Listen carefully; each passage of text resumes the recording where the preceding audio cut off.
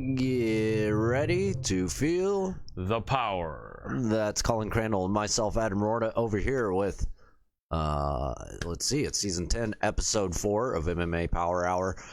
We have three excellent guests, one that couldn't make it last week, unfortunately. He has made it up to us and will be here this week. It's awesome.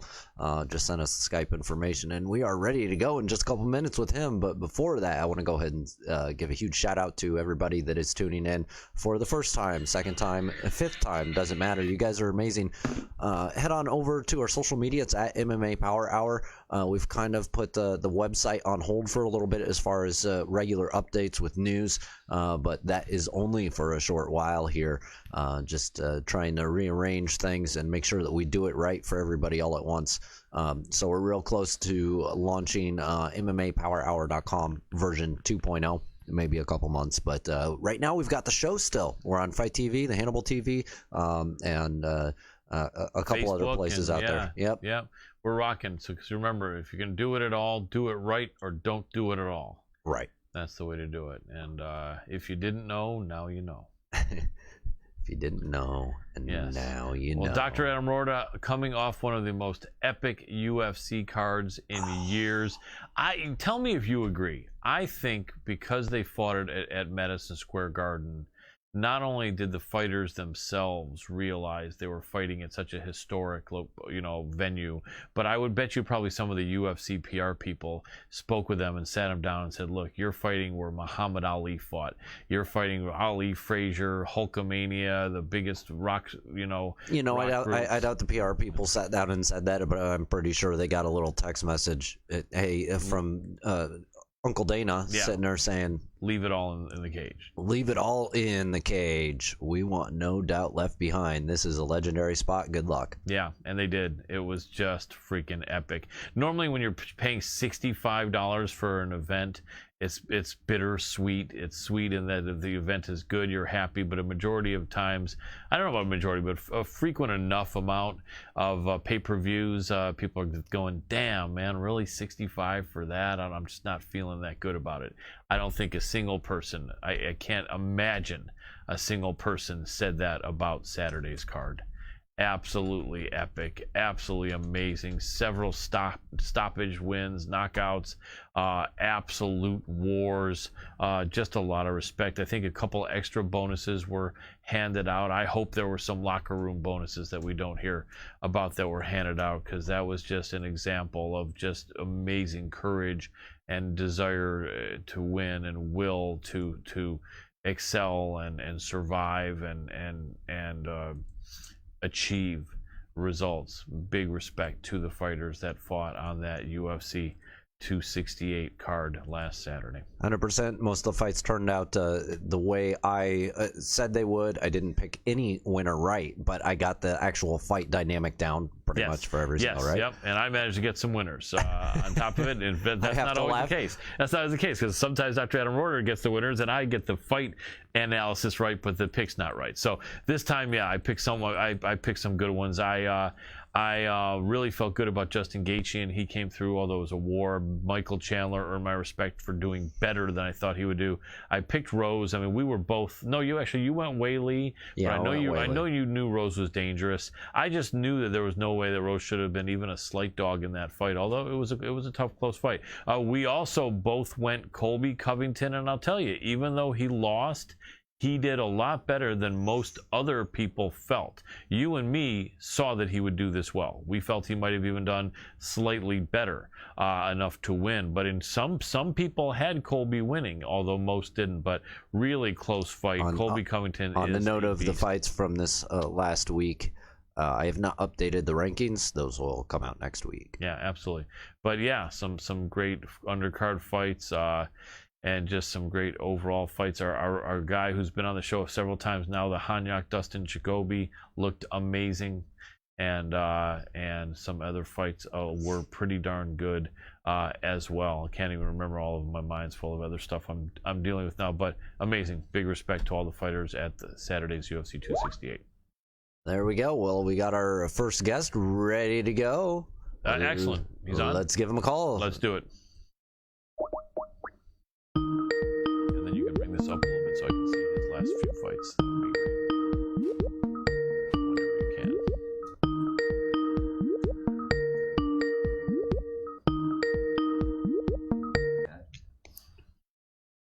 Terrance, can you hear me?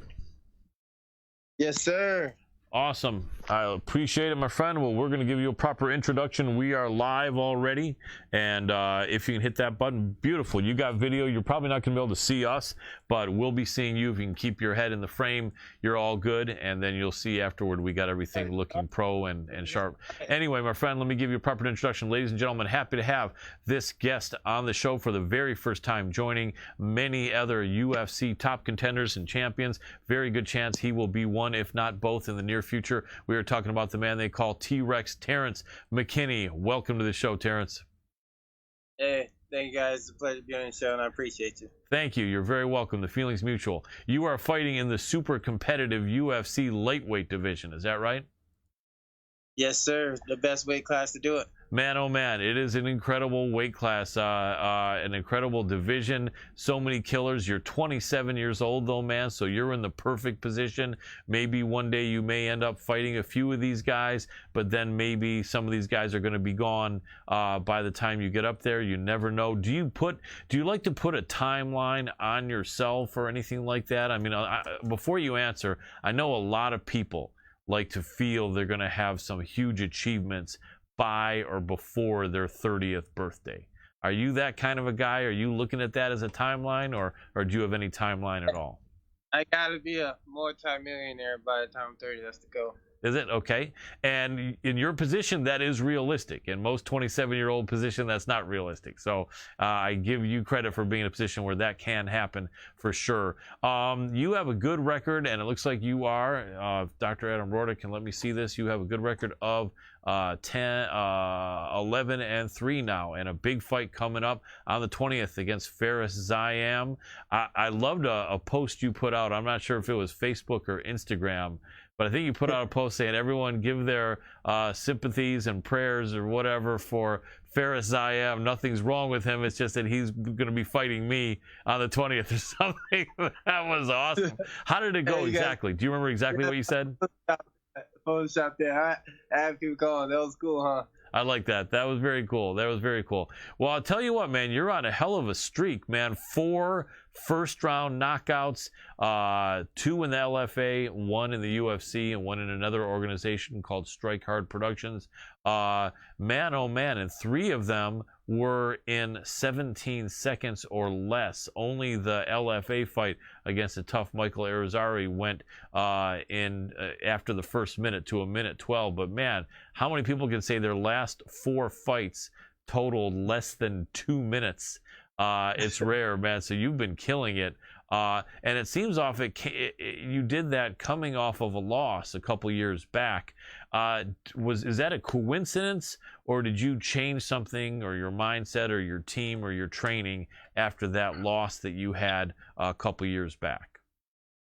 Yeah, after that, I humbled myself.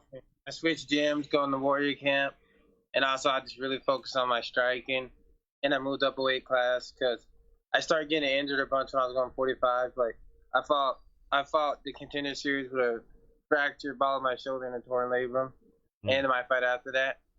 Like most of the time, I feel like I lost because I was injured. Like I broke my leg once, injured my shoulder before the Contender Series, and still fought 2 fights after that. It's just because like I was being more cocky than anything because I really thought I could still beat these guys, even though I was hurt. Right, absolutely, and you know how they say a win or a loss can age well because they mean it turns out there's some respect on those people that beat you. So these losses aged well. You got Derek Minner, who's a beast, and you got Sean Woodson, who's a beast. Both guys having a few wins already in the UFC, and it was at a weight class where you were depleted and drained. So that makes sense now. I hadn't thought about that. So the only losses you've had in many years have been against 2 guys that are top 20 in the UFC in a lower weight division, man. So I tell you, when you came in to fight Matt Frevola, was that a short notice fight for both of you or just you? Just me. 1 week notice. Gotcha. So Matt Frevola is a pretty good dude. I don't think you guys had any bad blood, did you? No, not at all. He's a dope guy. He's a good man. You can tell. Yeah, and we've had him on our show. I can tell he's a fearless dude, though. He always ready for war. He is. And because of that, a lot of people did not feel you would win that fight because a lot of people didn't know you. And it's funny because I guess a few of your boys out there that you train with or were kind of throwing out your name. Terrance is going to come in here and finish this quickly and like that. But very few people were saying that. And it turns out your boys were right. Did you think that was going to happen? Did you think you were going to have another, your fourth first-round stoppage in a row? Was that even a plan or a thought? Or what was your mindset going into that fight with Frevola? We were just gonna let the hands fly. Like, I was thinking more like late second round knockout, but I knew I had the ability to knock him out. I just had to make sure I land clean. And we were drilling in the back, and I could tell he was about to kick him before he can do it. We fired down the pipe, got it done. Absolutely. So tell us a little bit about the gym where you train, some of your coaches, and some of the people that help you for your fights, especially in this camp.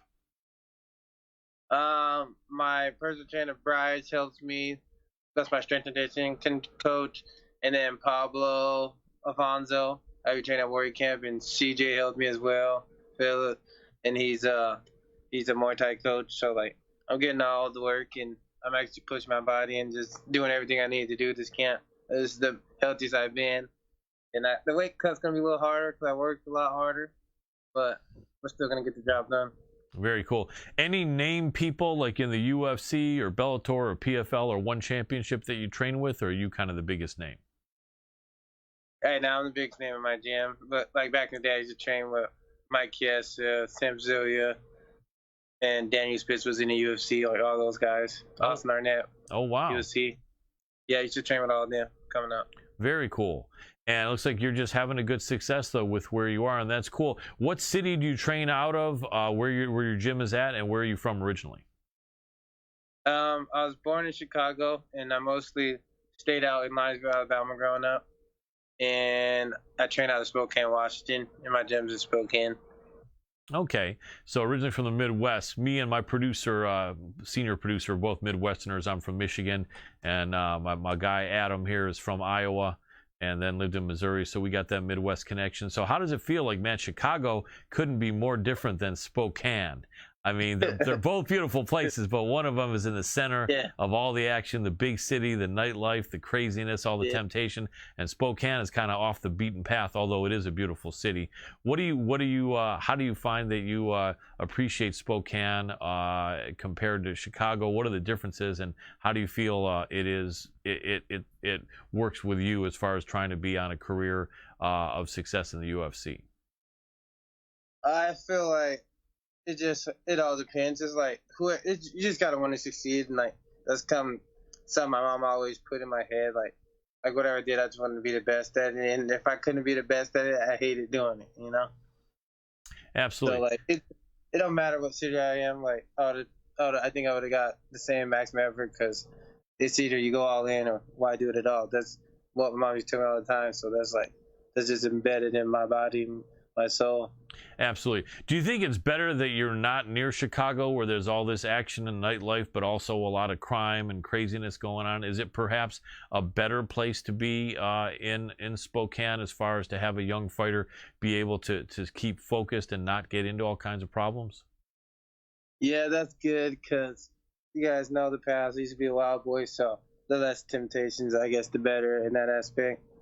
Very cool. I know that we've had some good fighters like Michael Chiesa. I'm sorry, go ahead.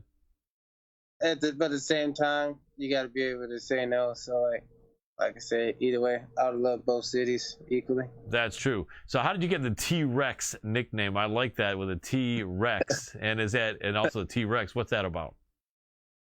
I always was T-Rex in high school, like when I first started wrestling, because I didn't really have a wrestling stance, and I'll just be standing like a little T-Rex. Nice. And I was wondering why people were taking me down so easy. Then they told me, you ain't protecting your legs. How you gonna protect your legs? Stand like a T-Rex. I love it. I like that. And because that doesn't come... Now, the other T-Rex dinosaur is known for having those short arms. You don't really have the short arms, do you, or do you? That's why I changed to T-Rex, because like I'll be wrecking people. I like it. I got all but one of my fights that wasn't finished in the first round. That's awesome. That's amazing, man. You're a finisher. You go out there and get it done. What do you attribute these early finishes to? What are you doing different than most fighters that are going to decisions? They're filling things out. right away. I know I train all camp. I know the range. I know my range. So when I get out there, I already know. I already did this a million times. So when I'm out there, I know where I'm at. As soon as I see our hands touch, I was like, all right, one step and I'm in range. So I go for the kill right away.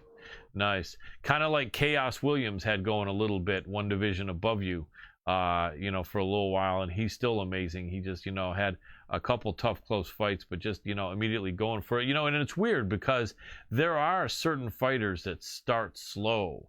And it really isn't a good thing. I mean, I guess it may be better than starting and becoming like a jackrabbit where you start too quick and get gassed, because there's also fighters that have that label on them as well.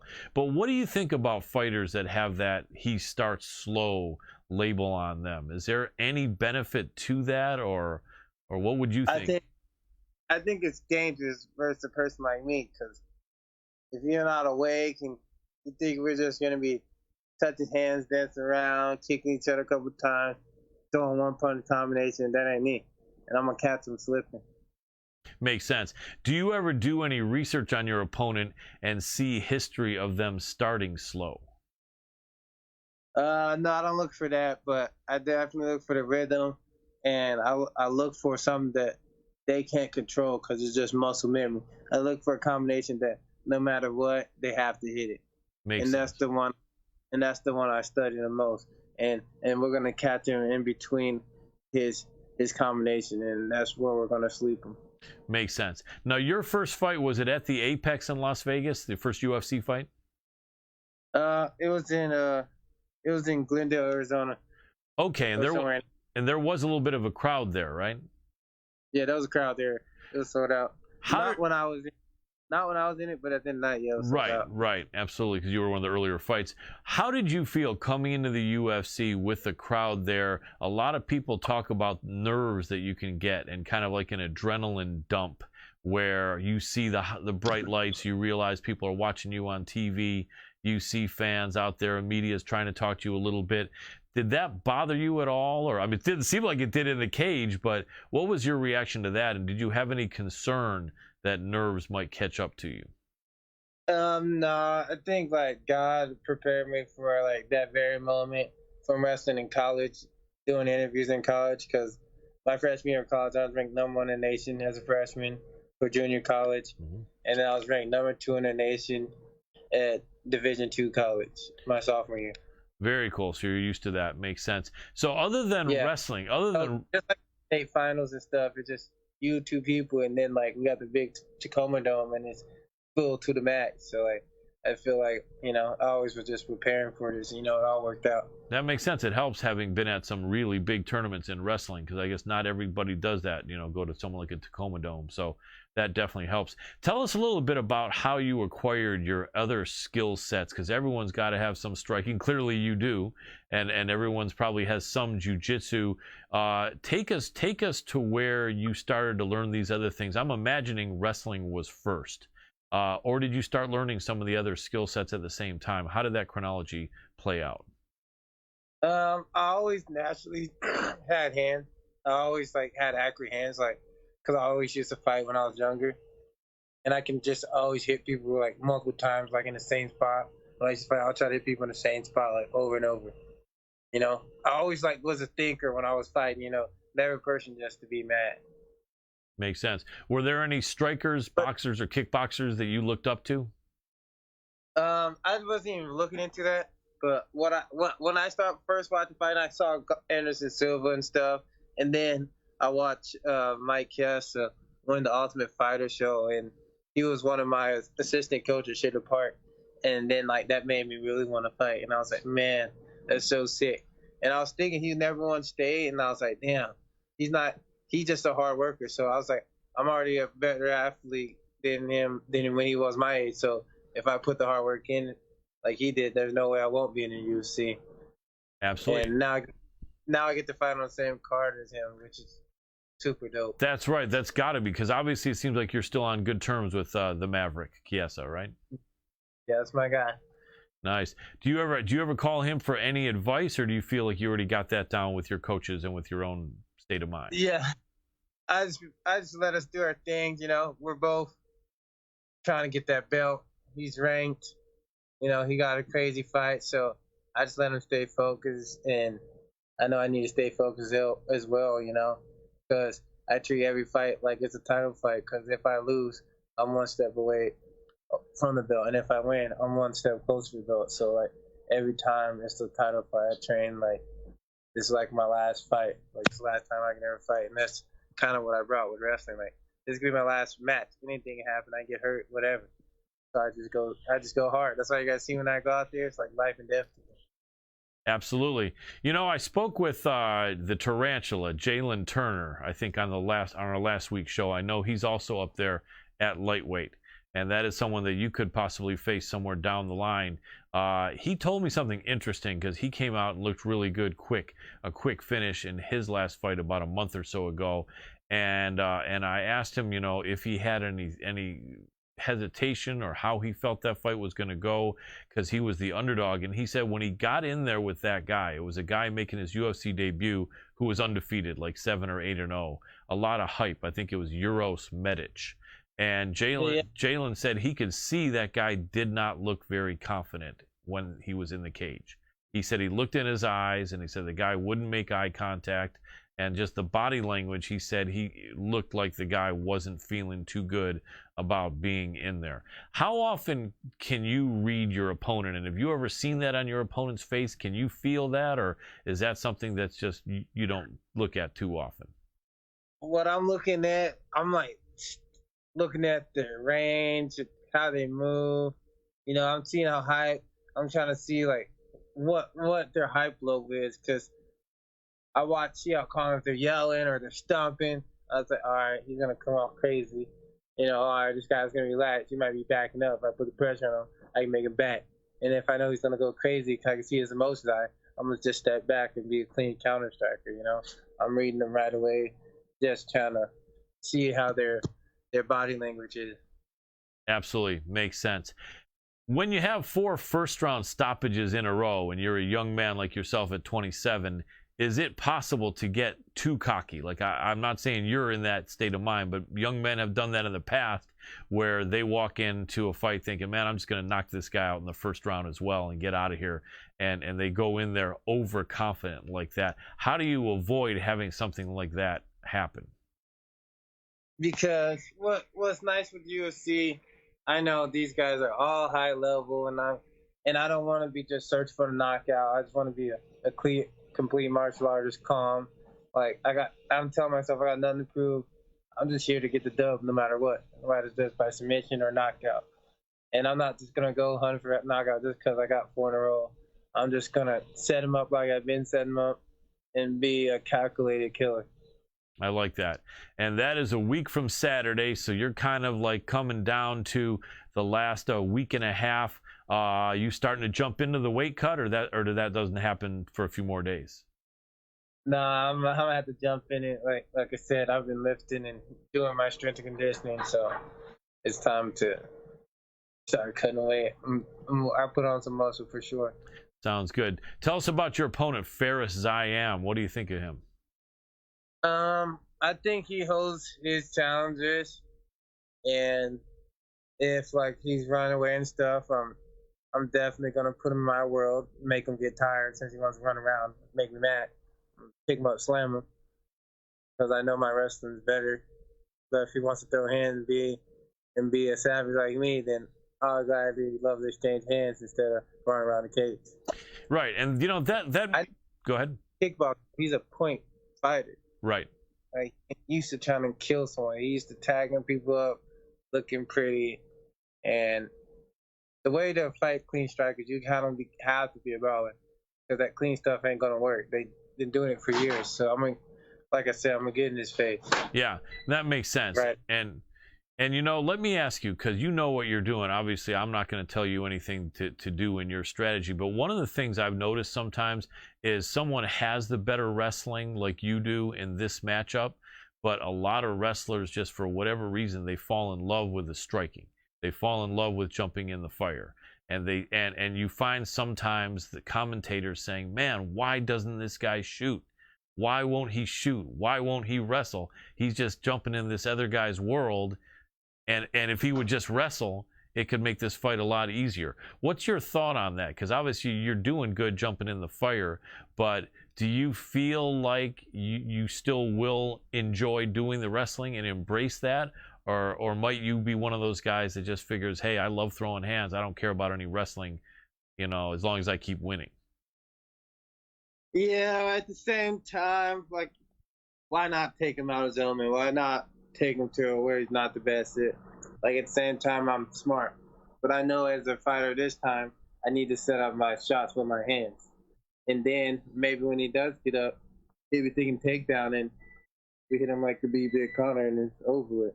So like I said, we're just going to be smart. Like, I know I'm a wrestler, so if I see a perfect takedown, I'm going to hit it just so it's in his head and I'm making him guess and think. That's how you be a martial artist, and that's how I'm going to get the clean KO. Without a doubt, having that threat of the takedown, because that has your opponent, who is the inferior wrestler, have to drop their hands to protect for the shot, and then that allows the openings to come in, and that's why the wrestlers a lot of times have that kind of good advantage. What do you think about odds, man? You ever look at this? I'm curious. Dr. Adam Roorda, if you could scroll up a little bit, because he's on the next card after this. Do you ever look at the odds? Are you a gambling man at all? And what would you expect the odds might be in this fight card? You know, I'll even tell you. I'll throw it out there. They got this even. Almost all the sports book have this a pick 'em. Does that surprise you? And do you ever make any bets? And what's your thought on it being a pick 'em instead of a favorite or an underdog? I'm not surprised. Like I said, he has good wins in the UFC. What is he like? He's like almost 3-1 in UFC, which is super good. Mm-hmm. And he beat Jimmy Malarkey, I'm pretty sure. Yeah, so that's a good win. That's a big win. Yeah. Yeah. So, like I said, we're taking this guy legit, but I don't think he's wrestled anyone on my caliber or anyone that hits as hard as me, and can't wait to prove that next Saturday. Absolutely. Are you obviously you feel probably like you should be favored, but based on what he's accomplished and what you've accomplished, does it make sense to you that it's a pick 'em? Yeah, I think that's fair. You know, like I said, he's an experienced kickboxer. You know, I could come out wild and get clipped. You know, it's the fight game. That's why I love it so much, because anything happen, and that's fun to me. It reminds me of wrestling. Like, you don't know, you could be whipping this dude up and then get pinned. Like, I love that because I don't have to rely on no teammate, no one. It's just one-on-one. Like, who wants it? And I just love that kind of alpha male dominant stuff, man. It's fun. Absolutely, that's key for your business. So now that you're fighting in the UFC, I would imagine you may have some friends coming over to you and saying, man, I got to earn some extra money, T-Rex. Can you promise me you have this fight? Can you just like make sure that you win this fight for me? Can I count on you, right? Is that going to start happening, and would that bother you if it did, or would you just take it in? Nah, it ain't nothing new. Like I said, wrestling is finished through the first round. They said they already bet on me once. I tell them, I said bet first round knockout. It's not like me being cocky. I believe in my preparation, and I believe in my coaches, and I'm a humble student. If my coach says do something, I'm gonna do it, and I know I'm gonna be listening for him. It's in the apex. It's perfect. My coach sees something. He sees a hole. I'm gonna shoot my punch or kick down that as fast as I can. As soon as he sees it, he yells it out. Fantastic. So there's a bunch of amazing fighters at the top of 155. How many more wins? Because you've got one now in the UFC and you got 4 wins in a row.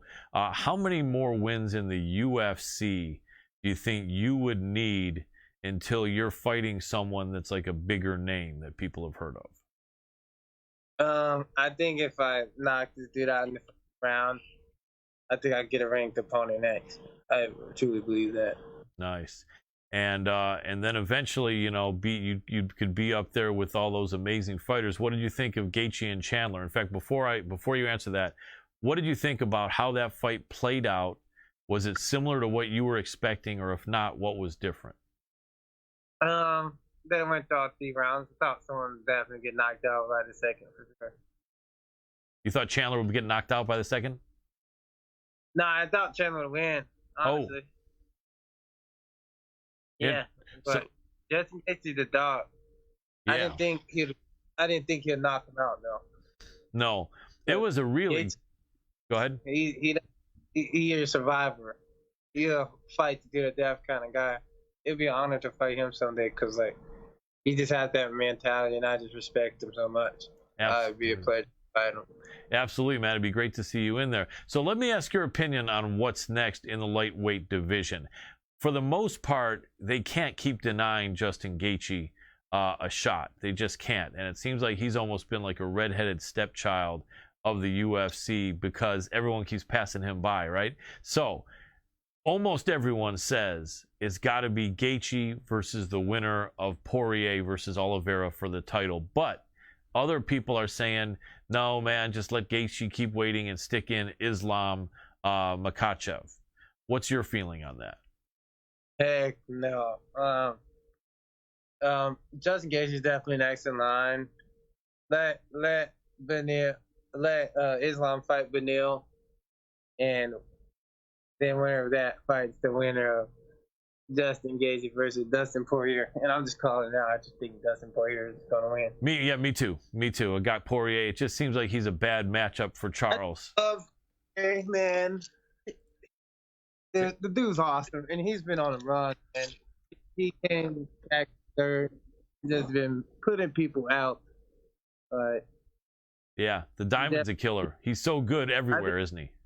I think if anyone deserves it, he definitely deserves to hold the belt at least one time before his career ends. Absolutely, and that would be amazing to see. Islam against Beneil would be great. We've had Beneil on the show several times. He's an amazing fighter and a really nice guy. Yeah. He's a good dude, real good dude. Yeah, that team over there at Kings, man, is pretty cool, man. They got Giga Chikadze over there, Marvin Vittori, Beneil. They've got several other people there, so definitely good school. That's some savages in it. Absolutely. So, which fights have you been most excited about that you've seen over the last few weeks, other than Chandler Gaethje? Anything stick out in your mind? I'm ready for that. John Burry versus Chiesa. I like to watch it there. It's fire. I'm ready for Yair Rodriguez versus Holloway. That's going to be banger. That's right.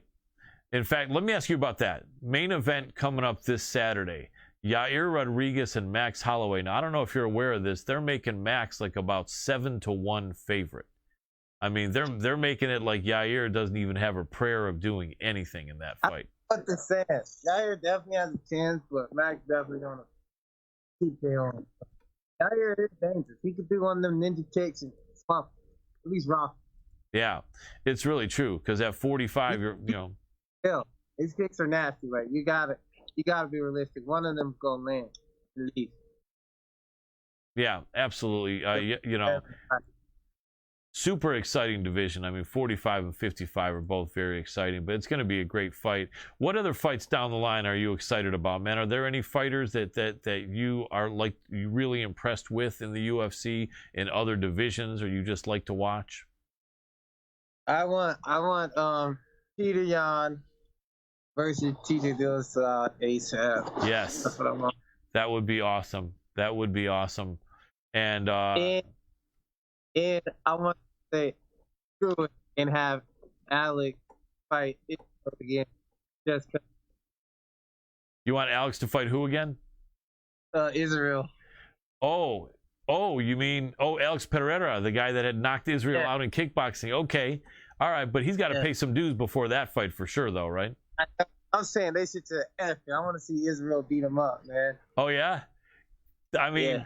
It would be exciting, but if the UFC lets that Pereira jump up in the line like that, man, that's almost unheard of. So many people would be so angry at him. I'll be happy to see the fight because I know Izzy won't take him down. He's going to prove a point. Yeah, I agree. I mean, this dude had a pretty favorable matchup in this last fight.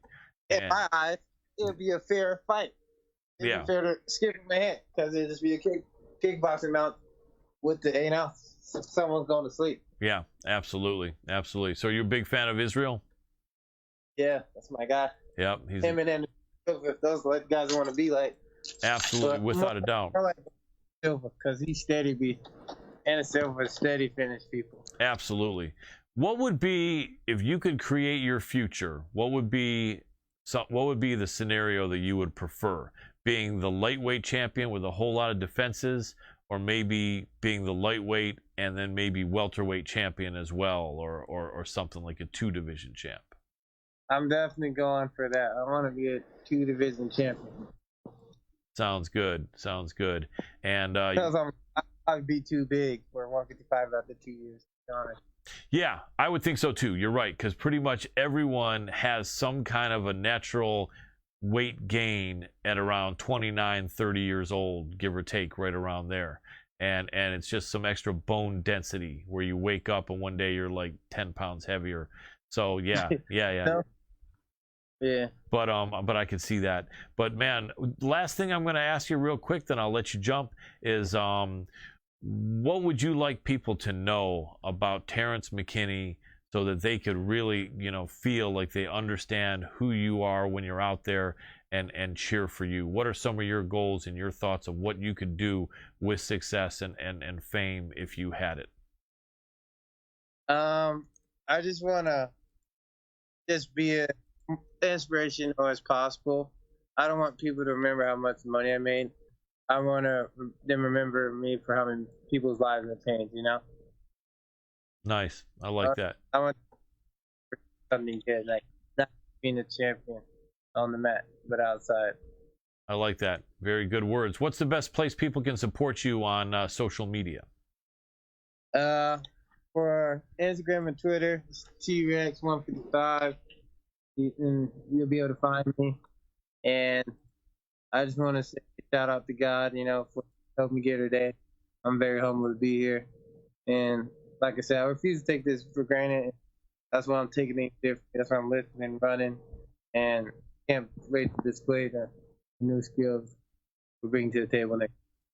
Awesome. Well, I appreciate those good words, Terrance McKinney, T-Rex. It's great to meet you, and we'll be cheering for you. I hope to see that same smile on your face after victory on November 20th. Man, it's been a pleasure chatting with you. Thanks so much for jumping on the MMA Power Hour.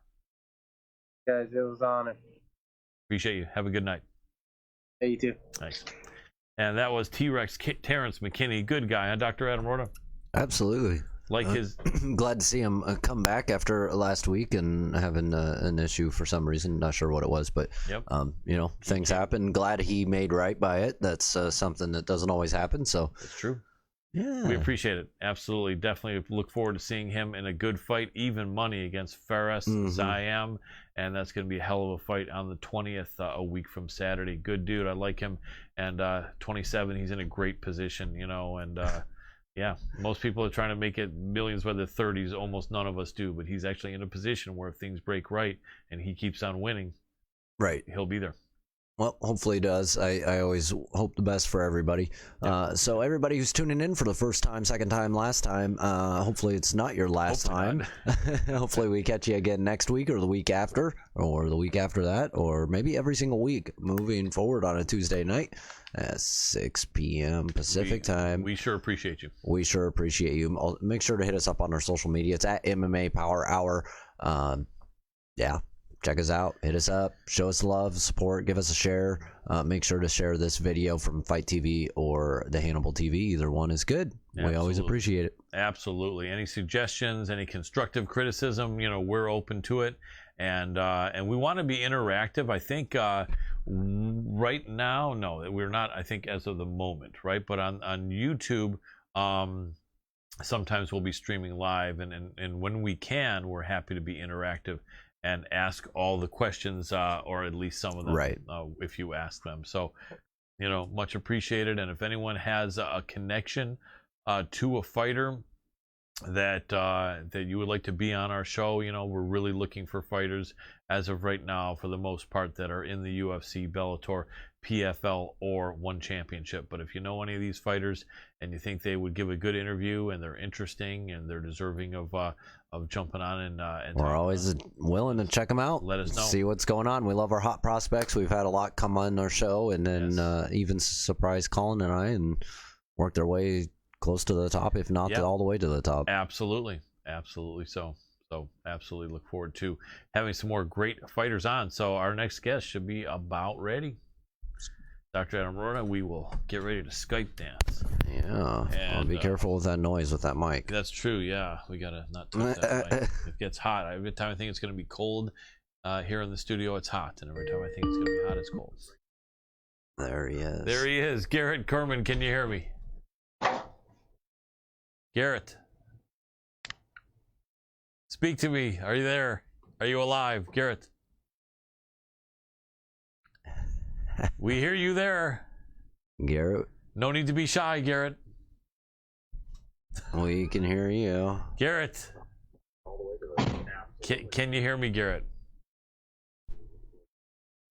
Nope. No, he can't. So you want to just, send him a message there. While Dr. Adam Roorda is doing that, we're going to try to get Garrett here. Yeah. Let's see what's going on. I just shot him a text or a message. Yep. So, meanwhile, we're hearing background with his line open. Garrett. And him saying he can't hear us.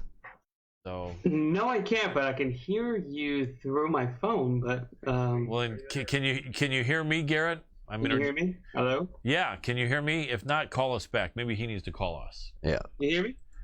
Yeah, but just call us, Garrett, if you can't hear it. I just hung up. Yeah, that's the best idea.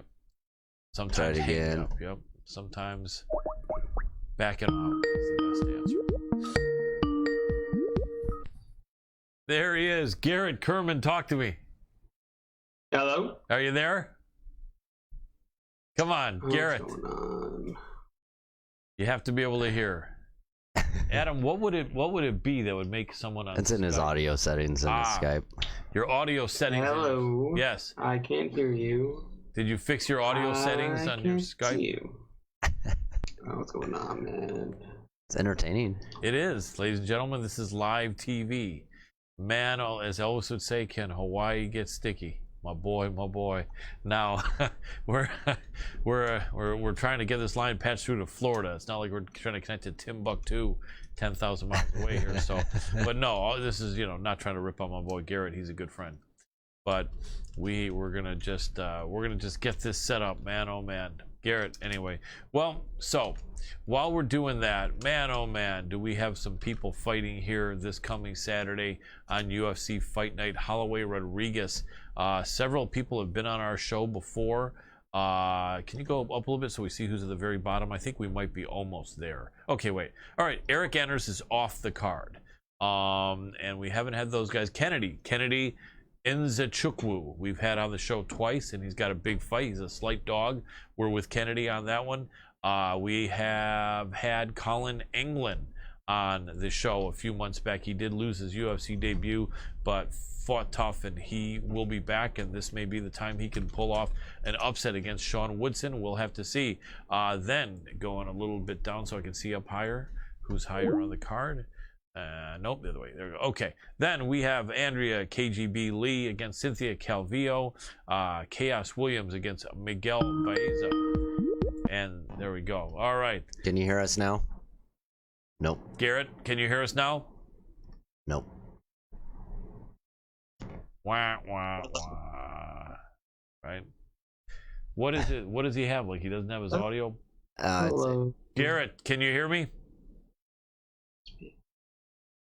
He's going through the Skype settings right now, trying to figure it out. Looks like. Well, I'll tell you what, man. It's, Hello. Can you hear me, Garrett? I can hear you perfectly fine now. I have no idea what was going on. Sorry about that, everybody. That's all right. Understandable. All right, Garrett.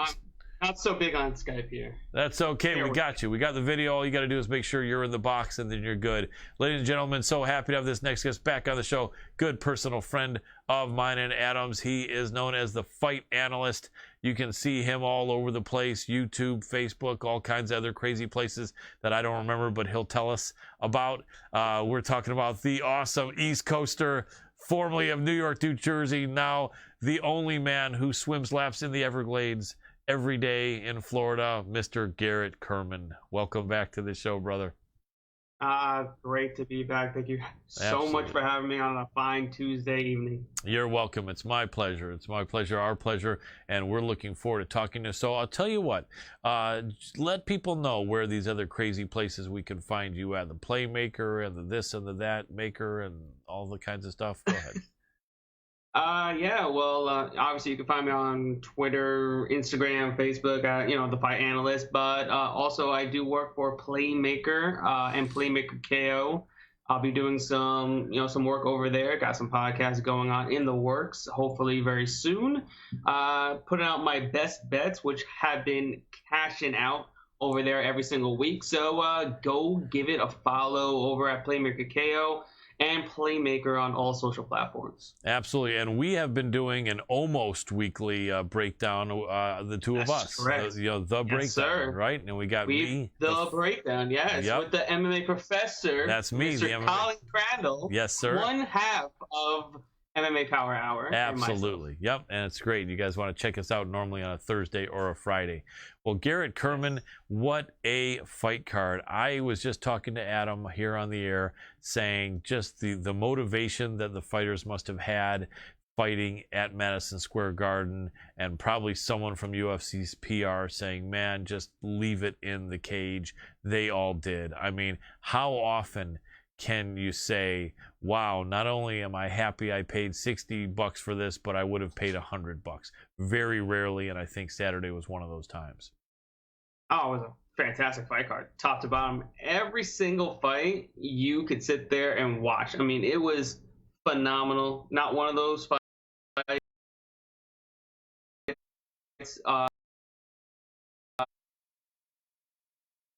was one that you want to walk away from and get a bite to eat. You're getting a bite to eat and you're running back to the TV. It was just phenomenal, top to bottom. Really was. And it's, and I know that probably some fans will say, why can't we see that every card? But you just can't. I think there's not that much on the line. It's not a historic arena and venue. It doesn't have all these time. I mean, because I honestly think that some of the undercard and prelim fighters, when they have these big names at the top and multiple big name fighters at the top, I think that could motivate the prelim fighters sometimes more to say, you know what, man, I'm on a card with Usman, Covington, Chandler, Gaethje, and Namajunas and Zhang. Hell, everyone's watching. This is my chance to show that I'm a fighter that goes for it. I think that's a thing, don't you? Whereas if none of those big names are on the top of your card, you don't really quite have that same motivation, I think. No, yeah, absolutely. I mean, like you said, there's a ton of eyes on them.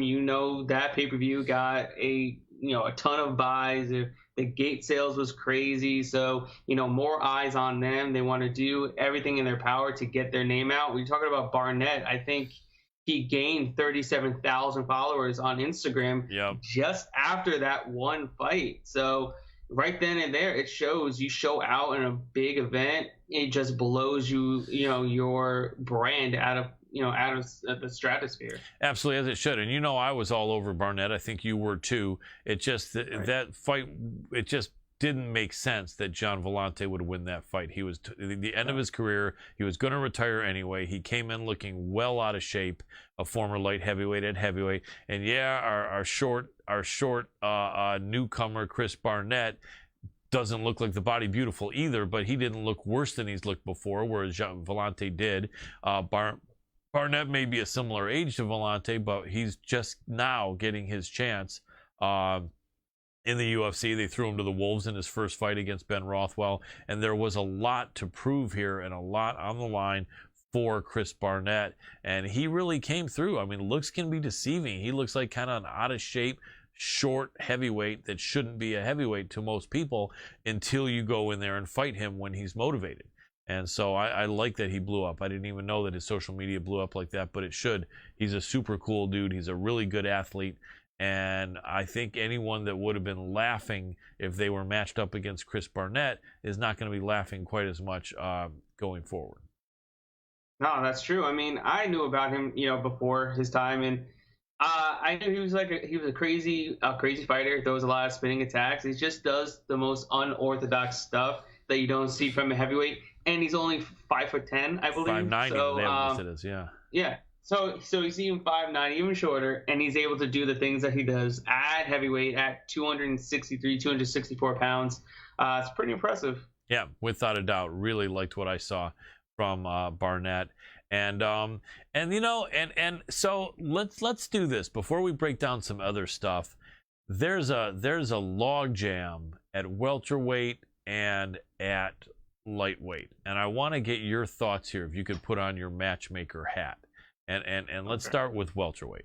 So Colby does better than most people think in that fight. So Colby is still very legit, very viable. He probably will not get back to another Usman fight soon, if ever, but if he has another big win, maybe he will. Anyway, so here's my question to you. We got Leon Edwards fighting Masvidal. We've got Khamzat Chimaev waiting. We've got Colby still there. We've got Vicente Luque, right? So if Leon beats Jorge, which most people think he will. I think he will. You never know. If Jorge wins, then it kind of throws a different spin on it. But if Leon beats Jorge, tell me, with your matchmaker hat on, which matches are made next of all these guys that I just mentioned. I think you go Kamaru, Leon, because Leon wins. Yep. Then you do Colby, Jorge, because they're already talking about it. They're already talking smack, and they're not even, lined up to fight each other. And then Luque, Khamzat. And yeah, if you want to do that, if you want to throw Luque to the wolves, even though he's been on a tear, I think he's deserving of somebody in the top 5 and not having to, go against a line like Khamzat right now. I think you give Khamzat like a Neil Magny. Okay, that's right. Magny is still there in the picture, yeah. Give him someone inside the top 10. Don't shoot him all the way up to Luque, who deserves a title shot and doesn't deserve to go through the ringer of defending takedowns against Khamzat. Yeah, that makes sense. And that is an interesting perspective, because I think a lot of people are feeling that if Jorge wins, just forget about Jorge. But loses, rather, if he loses. But it is interesting, because you're right. If he loses, why not put him against another guy off a loss, Colby, especially when they have this history between them? That is interesting. The only thing that I can think of is that if Jorge loses and he's all busted up and it's going to take time for him to heal because he's getting older, or perhaps I doubt he would retire off a loss over Leon, but if he does just say, man, I got to start thinking of things, and if he's not available to be in the picture, then who would you leave out if you're talking about Luque, Khamzat, and Colby? Who would you have fighting who, and who would be kind of left out? I would, if Jorge can't fight for a while, then you do Luque, Colby. Okay. That's the only logical, I think, fight that should be made. I think you're right, because I think, like most people, we love Khamzat, but he has not done enough yet to get into that mix. I think one more dominant win against somebody in the top 10 will shoot him all the way up to fighting somebody in the top 5. Yeah, without a doubt. But he has to have that. I agree. He has to have that one more. The interesting thing is that if any of these guys, like if they ask Khamzat to be a standby with any of these matchups that we just discussed, I know he will. I would really think he would. And so we could end up seeing that soon, but so much fun. All right, now lightweight division. Gaethje, Chandler. We have Poirier, Oliveira already scheduled, coming up. We have Beneil Dariush waiting to see what's going on. We got Islam Makhachev waiting to see what's going on. Chandler, even though he lost, was just looked great in a losing effort. So we're both, I think, leaning Poirier in the fight with Oliveira, right?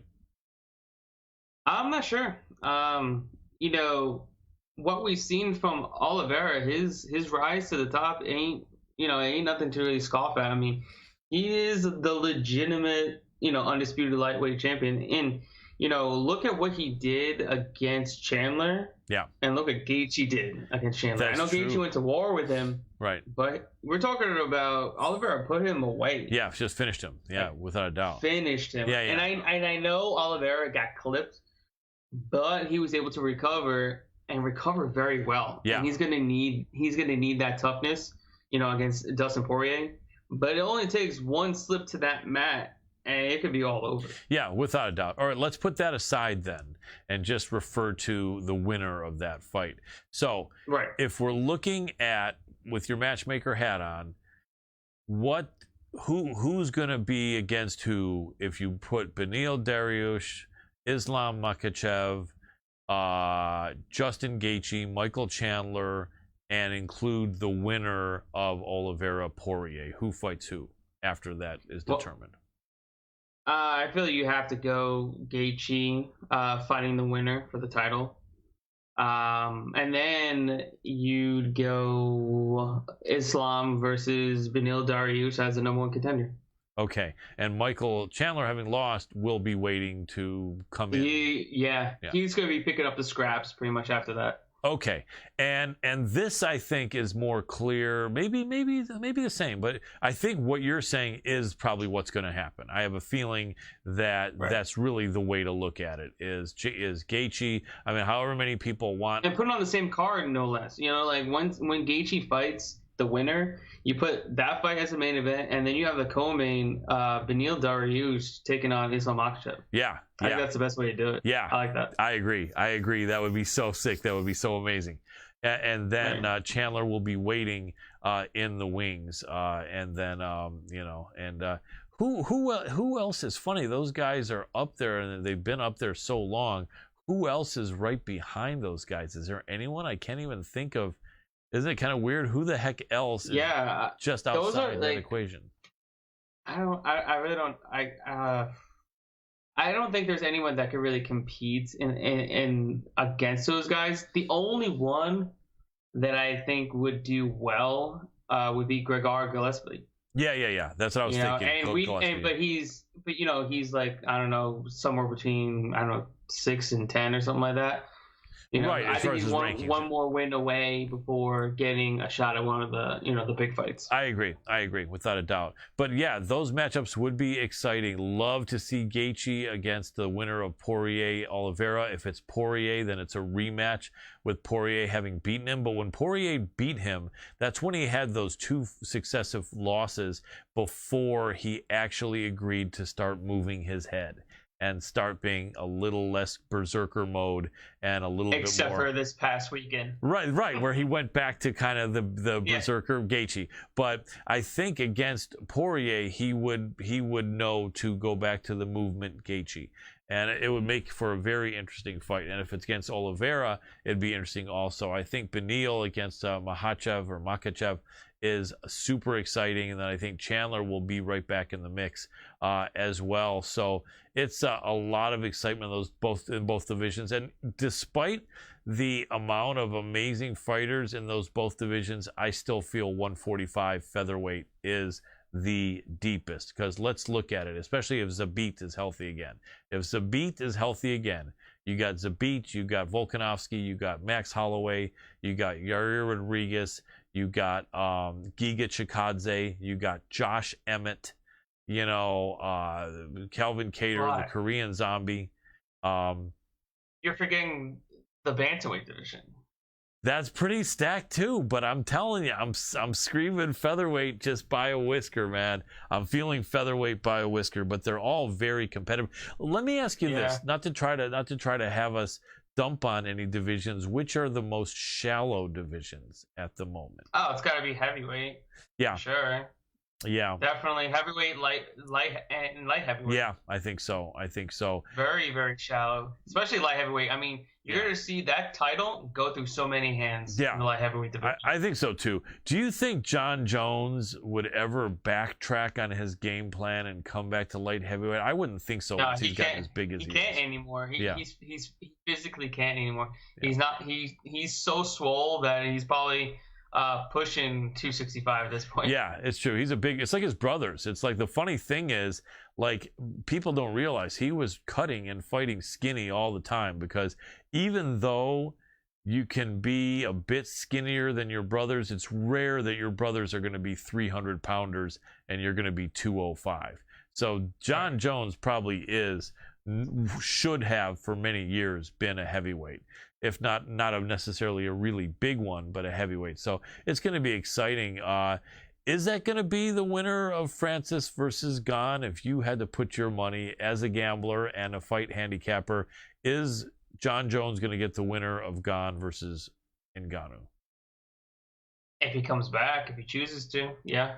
I mean, it can't be anything else. Yeah. It's not going to be anything else. No.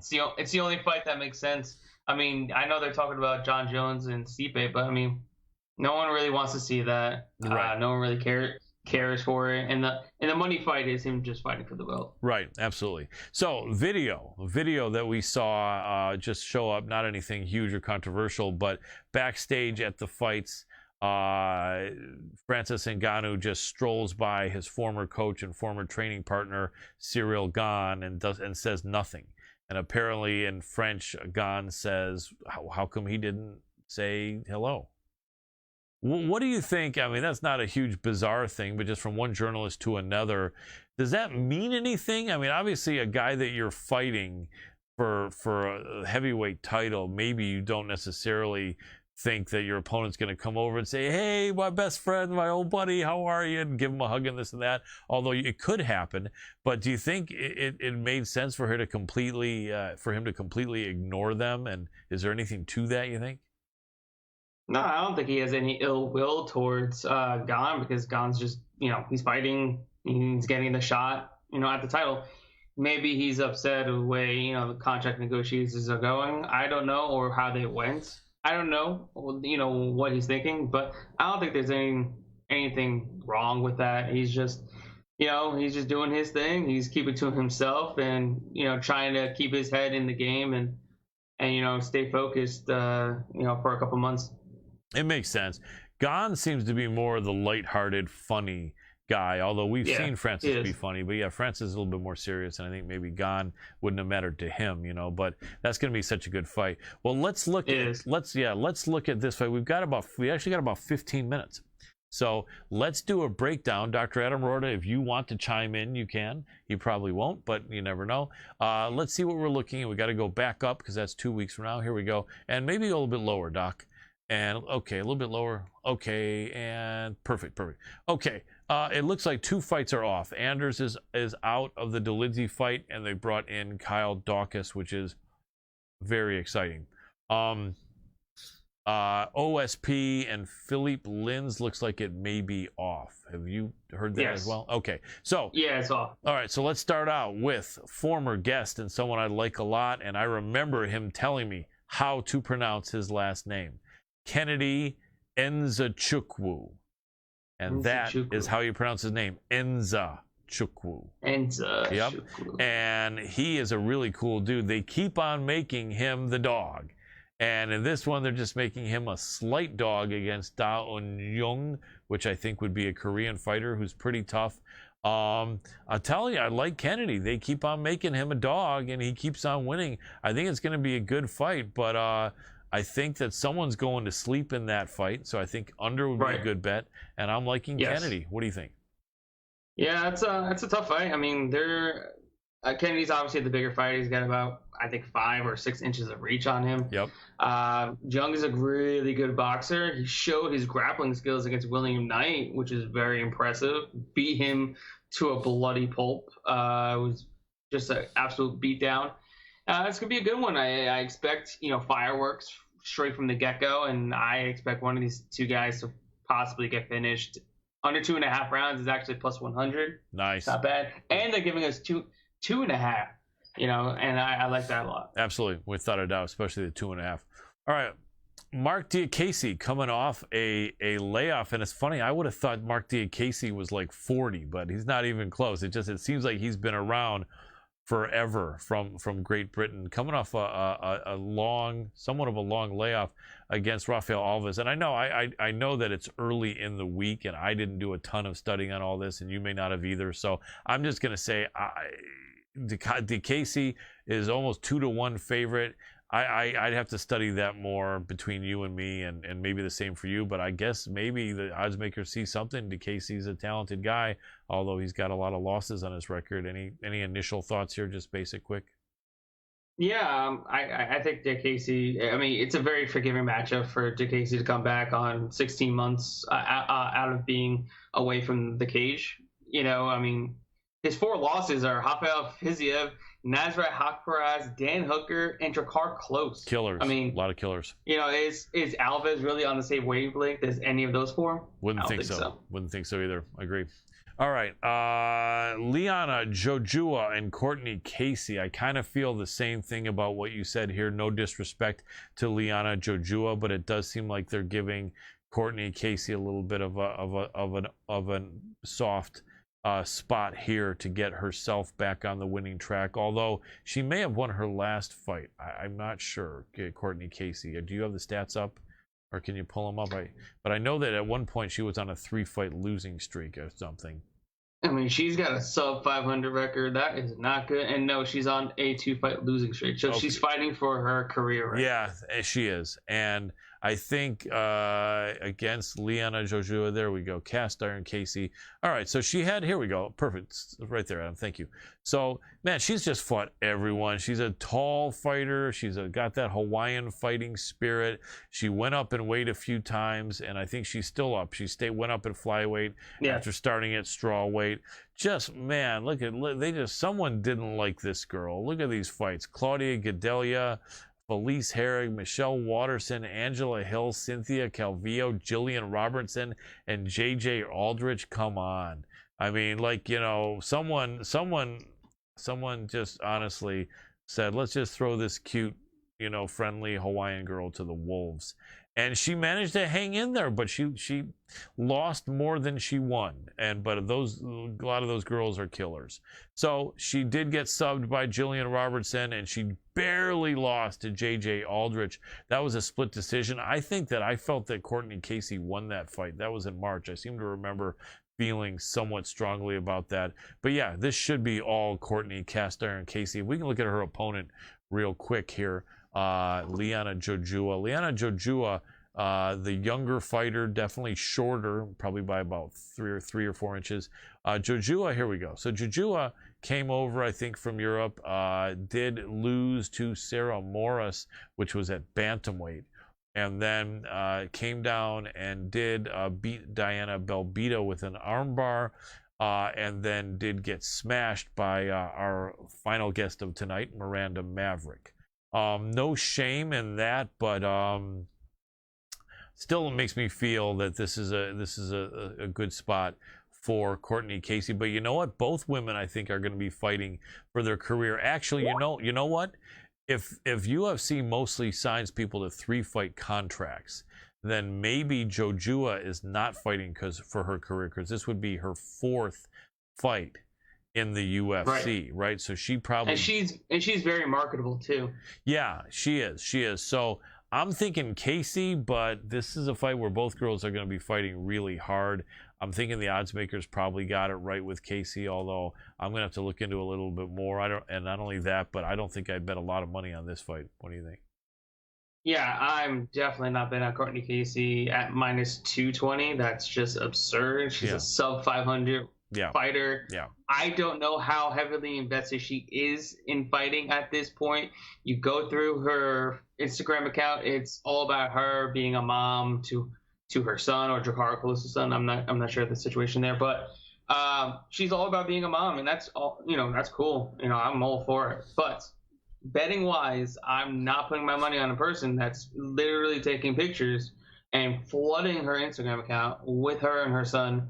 I need to see some fight film. I need to see some wrestling. I need to see some striking. I need to see all of the above on your Instagram account for me to put my money on you. Yeah. So, I mean, that's kind of how my game set, like my mindset is. I need to see into your realm. I need to see what you've been working on, at least a little bit. Where Liana Jojua, I know she's been getting in the work. I think she's been working in Vegas for the most part since her last fight. So I think she's been getting in some good work. I think we're going to see a better version of her. And if she can take Sarah Morris down twice, who's possibly twice her size, just in terms of like strength, she can definitely take down Courtney Casey, who's got a measly 38% takedown defense. Yeah, that is true. That is a concern. You're right about that. Maybe even, the dog maybe even live here, especially with not much value in laying the heavy odds in. A plus A plus 180 dog against Casey will always be live. Yeah, that makes sense. Always. Good point. Very good point. I'm starting to see it your way there. And then we go back to the best fight odds when you have a chance, Dr. Adam Roorda. We will look at the next fight coming up is going to be Sean Woodson against Colin England. Colin England was on the show here about a month and a half ago. His first fight was a tough one. Who was it against? Melsik Bagdasaryan. There we go. Yeah. Okay. And Bagdasaryan is a destroyer. He's really, really tough. And I think there wasn't that much footage on Melsik then. In fact, I think it was Melsik's UFC debut. And I just think Colin England didn't have a lot of notice in that fight. And people didn't know how aggressive Melsik was. But they're not giving Colin a chance against Sean Woodson. And Woodson's a tough dude, but he's had some losses too. I don't know. There's not many guys named Colin fighting in the UFC. I think there's maybe two, right? So I gotta cheer for the Colin. As far as breaking it down, I think Colin's got a chance here. A lot of times when you're a young fighter, you learn from your losses, as Helio Gracie always said. You don't lose, you learn. You either win or you learn. And I think that he's going to be in there grinding. And Sean Woodson is an unusual fighter, super tall and lanky and rangy, and fighting there out of the Glory MMA with James Krause. And probably it makes sense that he's a favorite, but minus 335, minus 325, I don't think I would lay that. I think the dog has some value here. What do you think? I mean, Colin England couldn't really. This is not a forgiving matchup. They're just throwing him into the ringer. You know, he's got Melsik Bagdasaryan in his first UFC fight. Then he has to take on Sean Woodson in his second fight. Not friendly. I mean, that is not good. Woodson is a sensational striker. The dude has, you know, a lot of tools, and he knows how to use them. He's got crazy length and reach. Keep his opponents, you know, at bay at the end of his punches, and he's got actually a decent takedown defense. I know he gets taken down, but his get-up game, you know, is very well. You even saw it against Terrance McKinney. He did well. You know, I know Terrance, I believe, had his back at one point, but he was able to get up, and then eventually he finished him, I think, in the second round. So, you know, I don't think Colin England's wrestling is as good as Terrance McKinney's. Nor do I think he's got the power to knock out Woodson. England has to get this fight to the mat, and could he possibly do it? I think he can, but ultimately, I do see, you know, Woodson just piecing him up on the feet for 15 minutes. It could happen, but to use the name in a sentence here, Colin will be England to get in close for those takedowns and use his wrestling, right? And nice. I love it. Thank you. Always love the little dad jokes from. I know. I appreciate it, Colin, and you can appreciate him as a dad yourself, you know. So absolutely, yeah. All respect to Colin England. My hope is that my boy is England in there correctly and can use his wrestling right, and I think he can. We're gonna see though. It's a tough one though. Odds are tough, but I think England can do it. All right, Chaos Williams, the Ox fighter. His real name is Kalen, but Kalen, aka Chaos Williams, against Miguel Baeza. What a good fight. Man, Chaos is tough. He was training over there in Michigan at Murcielago with Joaquin Buckley and my friend, catch wrestling champion, Curran Jacobs. I think he's jumped somewhere else to get some trading in as well, but I think he is a Michigan guy through and through. Always got to cheer for Chaos, but not talking about cheering. This is a tough fight. Miguel Baeza is a tough dude. He's favored here. I don't see that as being correct. I think this is Chaos Williams' spot here, and I see value in Chaos Williams. I think it's going to be a banger. Both guys are young. Both guys are strong. I think Chaos hits a lot harder, and the grappling could be in favor of Baeza, but Baeza seems to like to strike and to stand straight. And I think you do that too long against Chaos. He brings the chaos and finishes your night quickly. What do you think? Yeah, I agree with that. I think Chaos definitely has a power advantage in this fight. It's gonna be a banger. You know, I know Baeza, he has some heavy leg kicks. I mean, coming from MMA Masters, that's what you're gonna get. Heavy dose of, you know, calf kicks.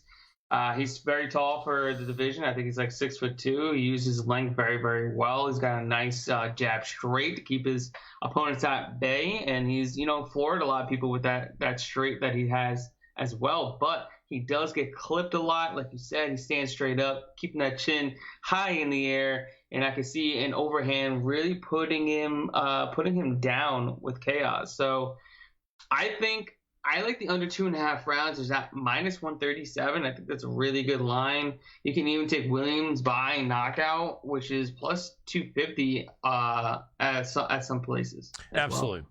Very cool. Okay, we've only got about 5 minutes left with you before we got to get on to our next guest. So I got to get some quicker predictions here.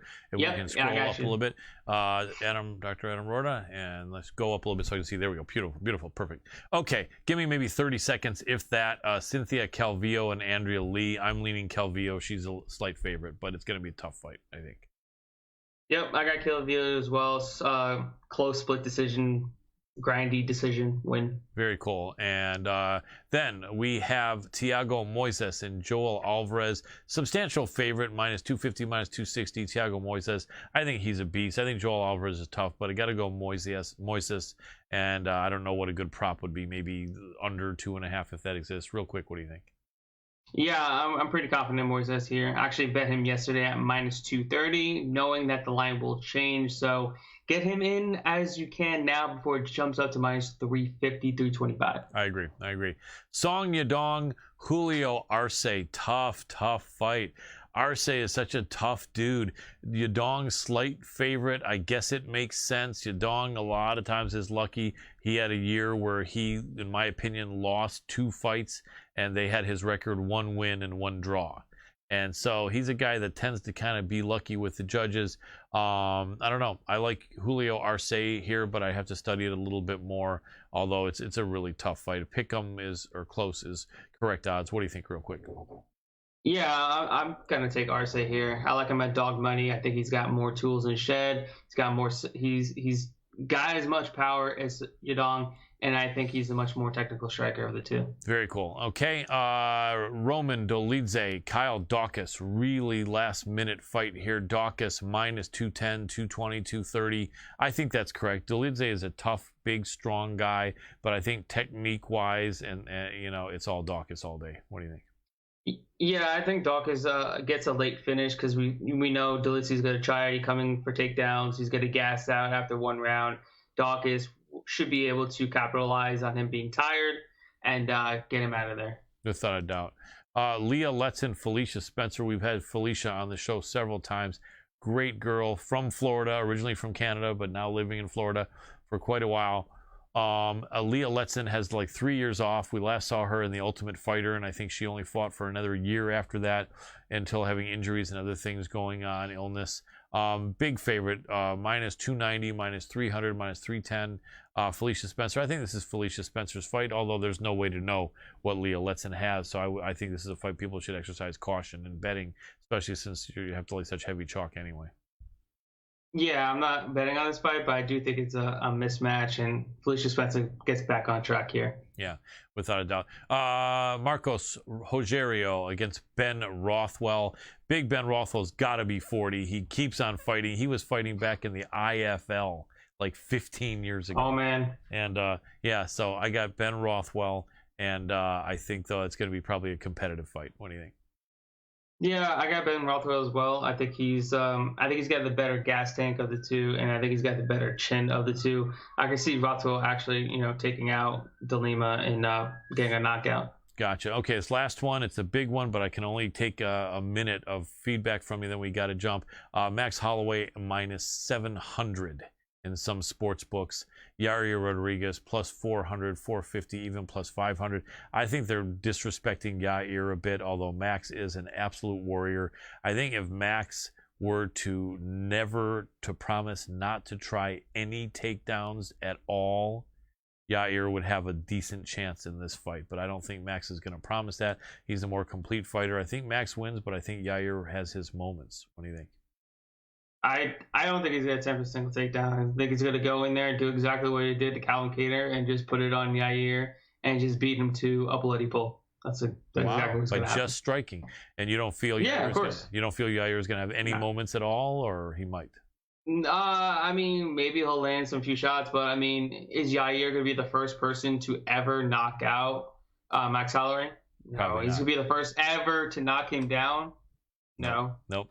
Very So- true. Very true. Should be a bloody fight though, but it might be all. It's going to be a great fight. Yeah, You without know, a doubt. Super excited fight. to see it. Looking forward to it. Absolutely, me too. Well, Garrett Kerman, I know we go live either Thursday or Friday. We're going to coordinate it, but you guys look out for us on the breakdown with myself and Garrett Kerman. This is the Fight Analyst. Let people know the best social media place to find you, to support you, or if they want a better chance of you getting back to them. Absolutely. You guys can follow me on Twitter at Fight Analyst LLC, Instagram, The Fight Analyst LLC, and Facebook, The Fight Analysts. Catch me there. Awesome. Always a pleasure, my friend Garrett Kerman. You rock. Keep up the great work, brother. All right, man. You guys have a great night. Thanks for having me. You got it. Take care. All right. Good dude. Very good dude. Always. And we're ready. Yeah, well, we're not ready because, We're almost ready. I can't just switch over straight like that. It I know. doesn't work that way. I know we can't always do what we want sometimes in life. But Especially you. yes, thank you.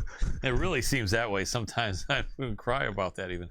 But I'm not trying to make you cry, but no, I know. speaking of crying, Yes. you'll be left in the dust crying if you don't start adopting Lyft Token. Head on over to lifttoken.io and check out everything that's going on with them. They are a proud sponsor of the show, and I am actually able to say that because I'm involved. He's not only loved the company, but he became one of the owners. And that's So it. that is it. Lyft Token. We tend to do that around here. Colin and I are entrepreneurial. Yes, we are entrepreneurial. Make sure to hit us up on our social media. It's at MMA Power Hour. And then also go to Fight TV, FITE.tv. Make sure to subscribe to MMA Power Hour on Fight TV. It is free to watch. And those of you on Fight TV. That's it. On Fight TV. That's it. Get out. Head on over to the Hannibal TV. Check it out on Facebook and YouTube. You can find it quite easily in the search bar. The Hannibal. Think Hannibal the Cannibal. The Hannibal TV. Anyway, whenever you are ready, Dr. Adam Roorda, let's rock in that third guest. All right. Skype dance. Skype dance. Hey, Miranda, can you hear me? I can hear you. Let me Awesome. Beautiful. put on my Got you there. You're good, even though you can't see us. You're perfect as long as you stay in that frame, as you always do. And we're live. I'll give you a proper introduction. Ladies and gentlemen, so happy to have this next fighter back on the show. She is one of the most exciting fighters in MMA and women's MMA in the UFC. And we are talking about none other than top UFC women's flyweight contender, Miranda Fear the Maverick. Welcome back to the show, Miranda. Thank you for having me. My pleasure. I really appreciate you. So this is a good fight coming back up. I have to tell you, and I thought about how to present this to you, but I'm just always going to be real and be myself, and I know you appreciate that. We're both fellow Midwesterners. So this is what I believe happened. The fight with Macy Barber and Erin Blanchfield was set, and God looked down and said, wait a second, Miranda beat Macy Barber. Something's wrong here. This isn't Macy Barber's fight. Macy's out and Miranda's in. And that was it. Well, that's what we have. It's a whole loop that nobody, I don't think, remembers. Is Macy was supposed to fight Montana De La Rosa. Oh. Montana is one of my main partners. Yeah. Montana got hurt. He dropped out of that fight. So then the replacement was Erin Blanchfield. So it was Macy versus Erin. I had asked to do a rematch against Macy. She didn't want to do that, so I was trying to be that fill-in. That didn't work out. Yep. And now he has dropped out, and now I'm her fill-in. Wow, that is a weird sequence of events. Did you have any thought or expectation that you may turn out to be in that loop? No, not at all. I actually, and I called from my manager, I think, last Friday, and said, hey, would you want to fight December 11th? And I was like, yeah, who? Love it, love it. And like do you have some plans? I think you're going to be getting married soon or something, right? Next year. Okay, good. I was worried. I was thinking, man, if you had to fight and then change all your wedding plans, that would kind of suck, because that would kind of have to be a question, but it's good that you didn't. But that's cool. Well, this is great because on short notice, you're young, you're always in shape.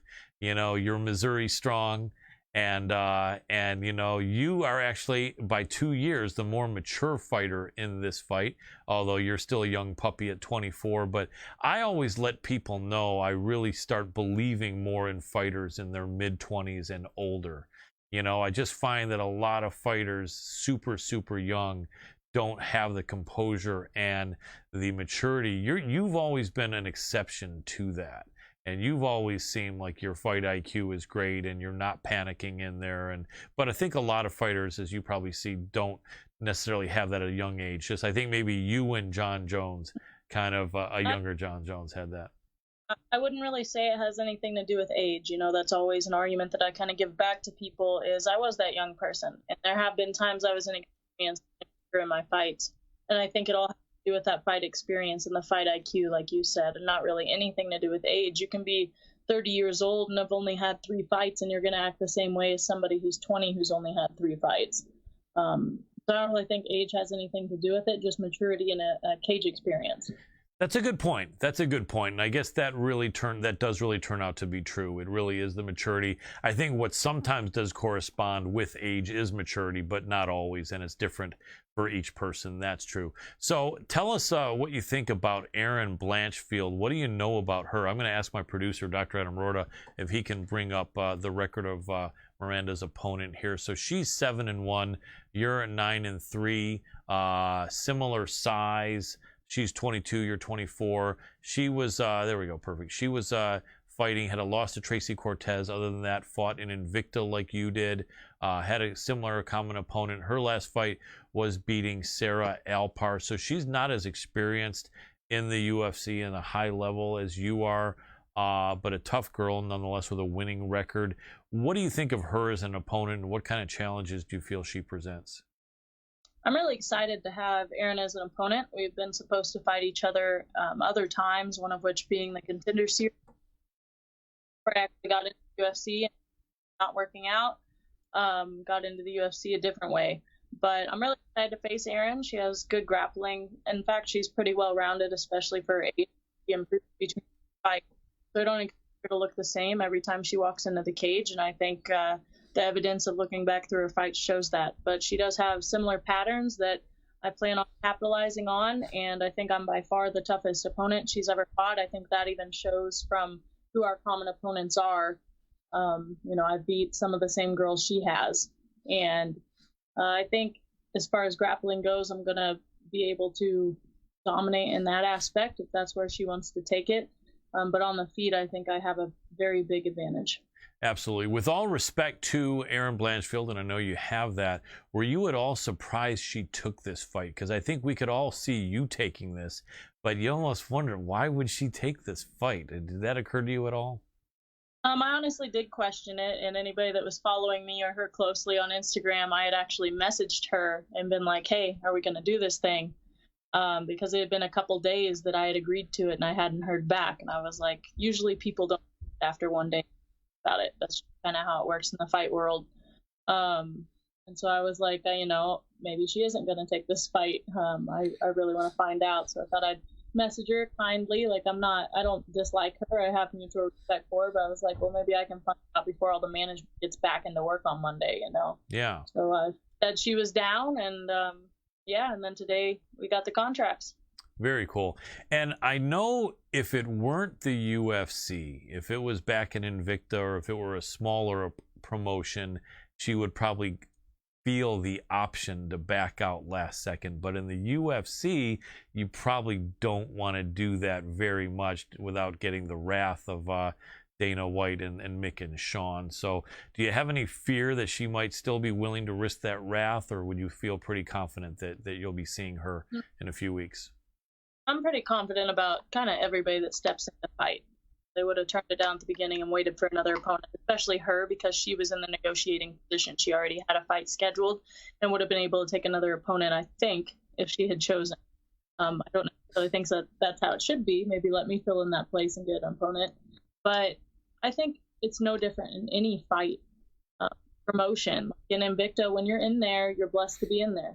You're making And at the time, that's one of the highest level places you can go when you're starting out as a pro. So it's exciting to be too. It's scary to turn down somebody there too, because the matchmakers are going to do the same thing. They'll push you down the road or say, oh, they didn't want to fight, so I guess they'll have to wait. Without a doubt. I think that's the way with the UFC. Sorry to interrupt you, and I agree 100%. I just had Jason Lederfine on, a friend of mine, a week ago, who is the matchmaker and one of the operations managers at Cage Fury Fighting Championship on Fight Pass, and he says the same. You don't really want to be messing with too many promoters and matchmakers by not showing up. So that is true, and Invicta is a great show. You know, I've seen almost all their shows, and all respect to them for sure. So let me ask you if this next thought I had is a real thing in your opinion or not. When a fighter like you did, in most people's opinion, wins the fight but loses the decision in the Maycee Barber fight, a lot of people will say, man, I'd hate to be Miranda's next opponent because she's going to be really mad. She's going to be really in there to smash someone and not let it go to decision. Is there any reality to that? Do some fighters do that? Do you do that? Or do you just not like to change your mindset going into a fight? I think it's one of those things where I try to stay consistent, but it's always there. I always know that I obviously need to be more aggressive or hunt for the finish a little bit more. And that is what I'll do in this fight. I am mad that I lost the last one, even more mad that I don't think it was really rightfully so. Yep. But I didn't do enough to win, so I'm going to make sure I do enough to win and hopefully finish the fight in this one. But I will say I'm in a weird spot to where had Aaron not taken this fight, like because I beat Maycee, but lost the decision, a lot of girls that are ranked, especially close to my ranking, aren't necessarily going to want to fight me. And then girls that are really highly ranked, they don't want to fight somebody lower than them. So it's this odd spot of who will want to fight me? Yeah. You know, who can I find to fight me? So I am glad that Aaron took this fight, and I really am excited to kind of unleash that wrath in this fight. Absolutely. I can't wait to see you do it. I know it's going to be exciting. And we're talking about December 11th. Is that right? Correct. Yep. At the T-Mobile. It'll be my first time having a crowd, so that'll amp me up. That's awesome. That's going to be so much fun. I think you'll handle that really well. And do you think some of your Missouri people are going to make their way up there? At least my family. I hope more than that. Unfortunately, it's been short notice, so I just now announced it today, and I'll start promoting tickets soon, too. Makes sense. Hey, I really appreciate you jumping on here to talk about it with the day you announced it. Much respect to you. So, no problem. Thank you. So, a lot of interesting fights going on. What was your favorite fight this past Saturday at UFC 268? I think my favorite was definitely Gaethje versus Chandler, just because the excitement of it all. There were times where both of them, I think, could have sought the finish, but were either too tired or, trying to put on a show, to be honest with you, which as a fellow fighter can be really irritating sometimes. Absolutely. Did one fighter impress you more than the other, and did one fighter surprise you more than the other? So Gaethje is kind of a teammate of mine, so I can't say anything bad about him anyway. But Chandler, I think, definitely earned his respect, earned his spot in the UFC, I guess you'd say, because everybody, constantly kind of doubts him. I've always liked Chandler anyway, kind of the way he holds himself, the way he is with his kid, all that.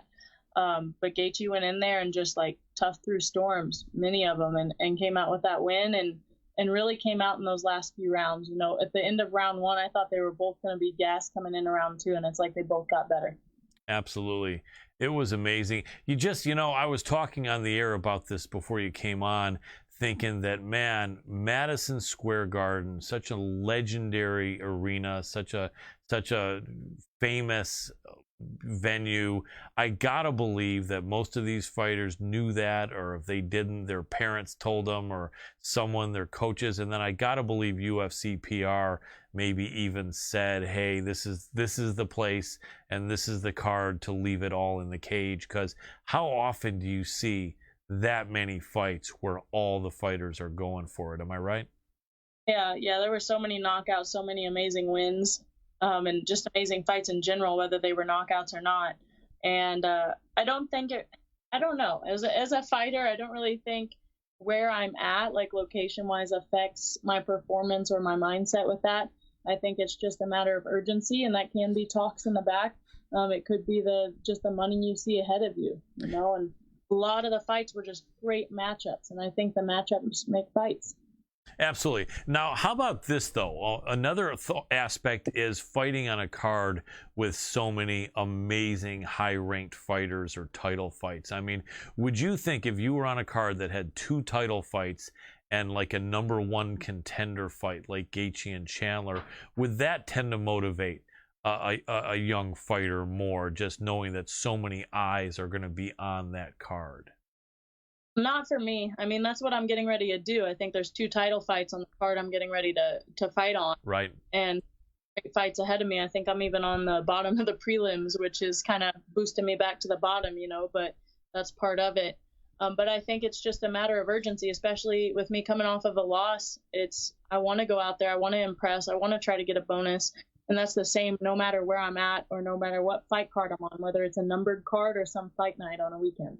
Absolutely, absolutely. So let's talk women's MMA. On the fight card you're on, you've got Amanda Nunes against Juliana Pena.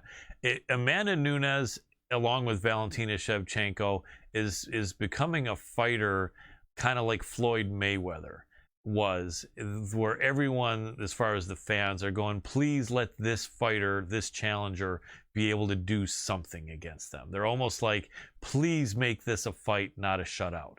And I know people appreciate shutouts like that, but you know, a lot of fans are like just saying, when is someone going to go in there and put pressure on Amanda Nunes? Can Juliana Pena do something? And if so, what do you think she can do in that fight? I don't think so. I look at fights and I look at their options of winning. Yeah. And for Juliana, I don't really see any way she can win unless she drags it out to a distance. And that's not exactly Nunes's. So I see Nunes defeating her on this one too.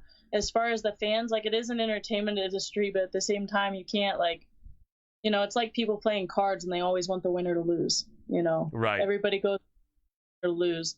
And in the fight world, sometimes there's just levels. You know, you see it with Valentina, you see it with Nunes, you saw it with the 125 champ there for a while. I just lost the name. Terrible. Oh, yeah. The guy. Yeah. Davison Figueiredo, the one who lost to Brandon Moreno. Demetrius Johnson, so I was going to say. Oh, Mighty Mouse. Yes. Yeah, and you saw it with, like, Henry Cejudo even. Like, there's so many of them that are able to just keep their spot, and nobody for a long time can really make that spot go away. And even Usman's becoming that. Yeah. And you know, whether people find that boring that somebody's not giving them a challenge, like, you know, even Valentina, you know, one time somebody gets a takedown, everybody's like, whoa, you know, this is amazing. I think it draws in more people than it shuts out. Yeah, absolutely. I agree. Do you think that when Amanda wins this fight, the next fight has got to be the not rubber match, because Amanda's won twice, but the trilogy match between Amanda and Valentina? And if so, how do you think that fight plays out? I think Amanda has so much size on Valentina that it just won't be, you know, Valentina is one of the closest to come to beating her, but there's still such a size advantage that Nunes has, power advantage, that I think that will always overcome that. But Valentina probably has a better shot than most people. I think the 35 and 45 pound divisions are just lacking and will be for quite a long time. And slowly, as more and more girls become part of the sport, that'll change. Yeah, without a doubt. So they're talking about Kayla Harrison from the PFL coming in, and Kayla fought most of her fights at lightweight, but she has fought a fight or two at featherweight, and she was a longtime training partner of Amanda, but with kind of an asterisk. American Top Team in Florida there is so big that apparently they didn't train with each other that often, especially over the last couple years. But if they bring Kayla in at 45, she's actually going to be the first girl that will be substantially bigger than Amanda. Height-wise, I think they're face-to-face, but Kayla is a really big girl. Yeah. You think she'd have a chance? Could that fight be exciting? I think so, easily. I've watched Kayla in many fights. I've watched a fight where her coaches were telling her to ease up so that it could look better. Right. And Kayla's a very impressive person. I've actually trained with her myself before. Oh, wow. she is just like a physical specimen, you know, and she has so much talent from the Olympics and in that specific martial art. And now she's just learning the jiu-jitsu with it, and she's learning the striking with it. And she really is doing phenomenal. And I heard about Dana, you know, saying she just hasn't fought anyone. Right. And that's her fault. Right. I think it's just a matter of the difference in her opponents and her. And I think that's the same way with Nunes. You could say the same thing. You know, it's kind of just a silly phrase, I think, in order to justify why Kayla isn't in the UFC. But I think Kayla, out of anyone on this earth right now, female-wise, is going to be able to do something. Yeah, it would be exciting because if Kayla got on top, she's just so strong. And, yeah, it would be... No, but it's kind of like the Ronda Rousey thing, and she gets a hold of you, you might be done. Yeah, without a doubt. Without a doubt. Absolutely exciting. How about the women's fight this weekend? If I'm looking, if Dr. Adam Roorda can go back for me, I think there's only one women's fight on this weekend. That's the fight card that here we go. Okay. And no, you just had it right there. Okay. So let me see. So yeah, it looks like there's two actually.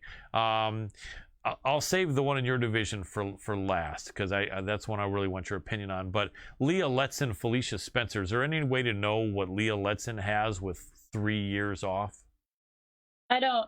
I'll be honest with you. I don't even know who that is. That's okay. She was on the Ultimate Fighter. She was in the featherweight season like 5 years ago.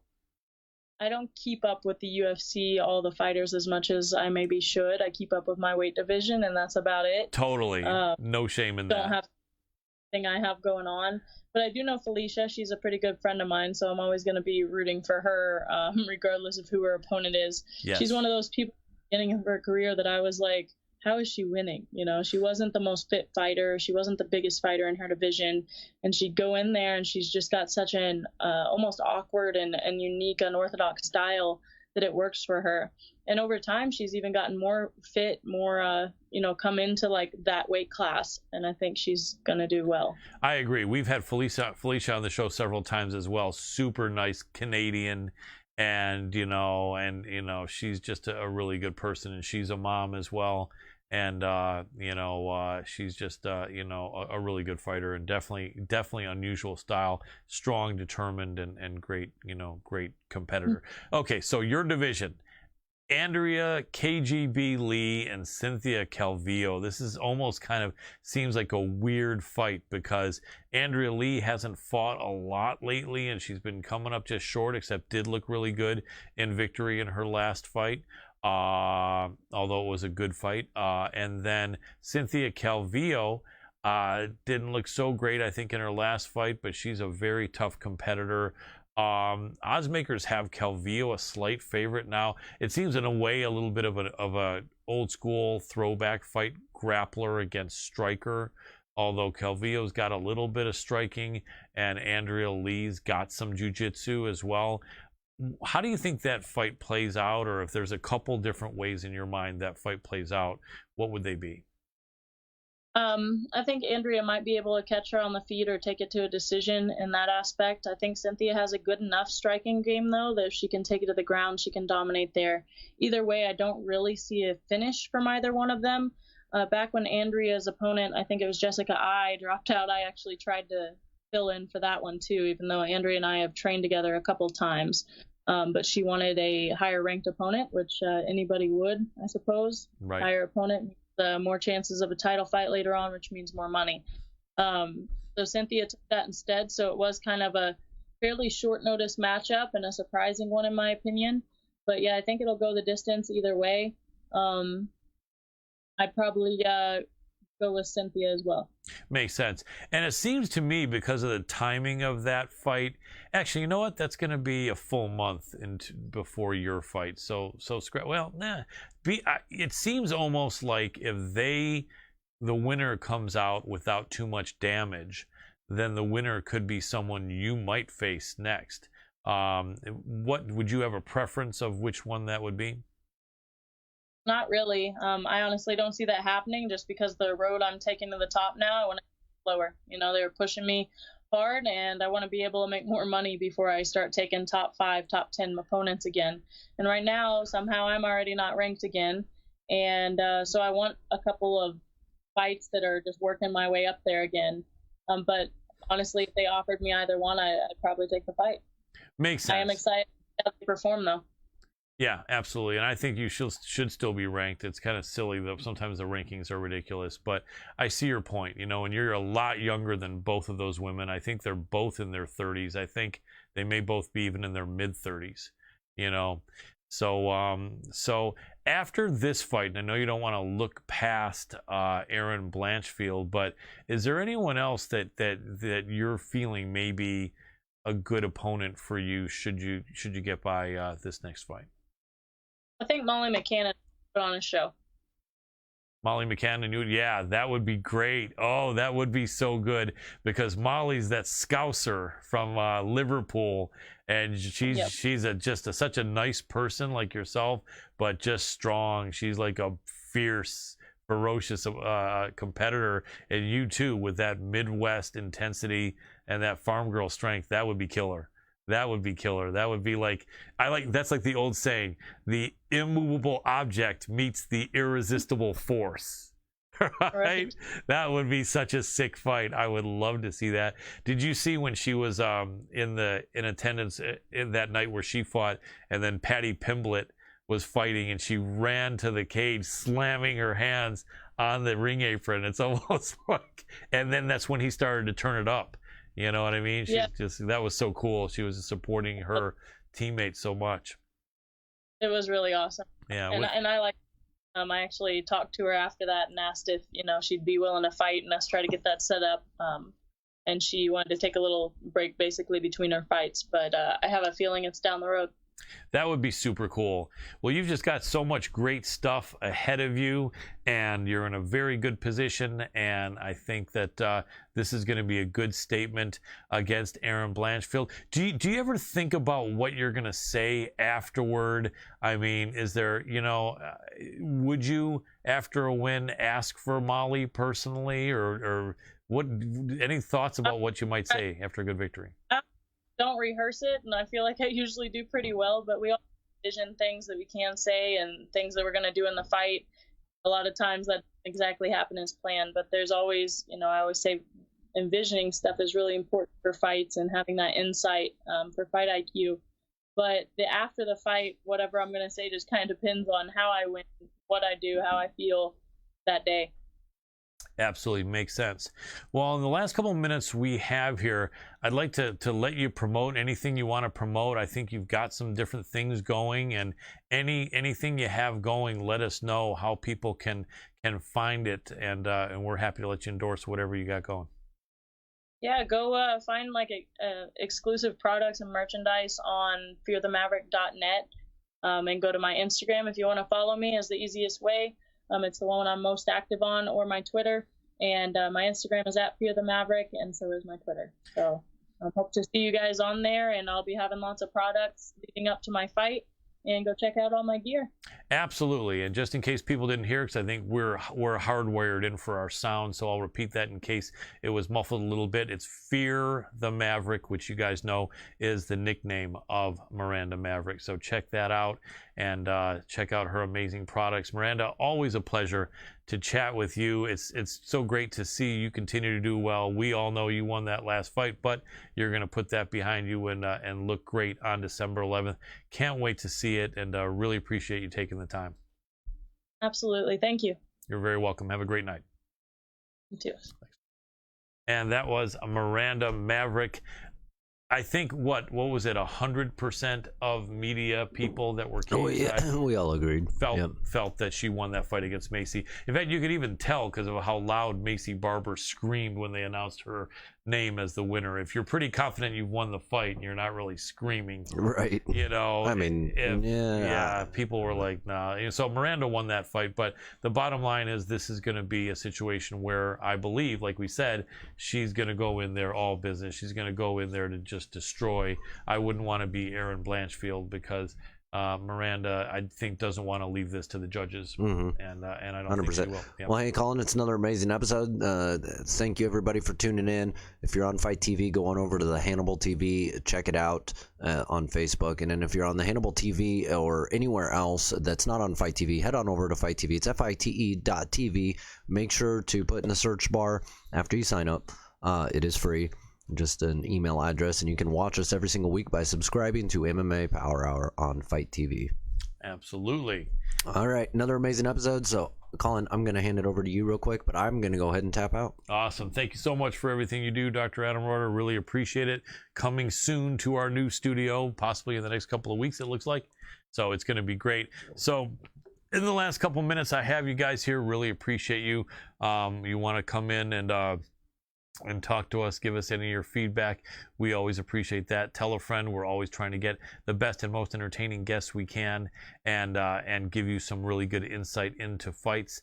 And so bottom line is, as I usually say, spread the love in a positive way. Be that guy, be that girl. It'll come back to you a million times. Let people know you have their back. There's people we talk to every day, and then there's some people we wish we had time to talk to, and we don't seem to ever have time, but they're in our heart. Let people know. It's a cold winter. It's tough times out there still in this pandemic. Take care of all the people by giving them a kind word. Take good care of your pets. They deserve it. The unconditional love that you get back is priceless. And take care of yourself. Be kind and gentle to yourself. I like to say, treat yourself the way that your loved ones would like you to be treated. It's hard to do sometimes because we're the hardest on ourselves. Anyway, really appreciate you guys. Big love and respect to all of you, for the entire team at the MMA Power Hour. I'm Colin Crandall, and for tonight, I'm tapping out.